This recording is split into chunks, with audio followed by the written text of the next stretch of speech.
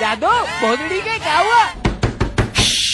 दरवाजा खोल लौड़े। पासवर्ड? अबे क्या पासवर्ड? नहीं, पहले पासवर्ड बता। क्या पासवर्ड? मुझे नहीं पता पासवर्ड। नहीं, पासवर्ड बताना पड़ेगा तो ही आने दूंगा। नहीं पता मुझे पासवर्ड। चूतिया दरवाजा खोल। मुझे पासवर्ड चाहिए। तुझे पासवर्ड चाहिए? हाँ चाहिए। तुझे पासवर्ड चाहिए? हाँ चाहिए। तो पासवर्ड है TMKB। TMKB मतलब? तेरी माँ का भोसड़ा। दरवाजा खोल।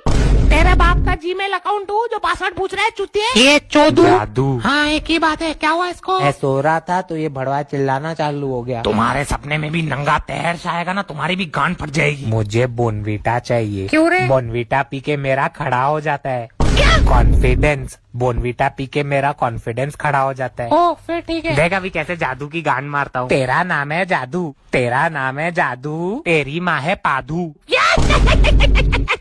लाइफ में है लफड़े थोड़े। क्या बोला? लाइफ में है लफड़े थोड़े। हाँ तेरे घर वाले सारे बहन के लोड़े।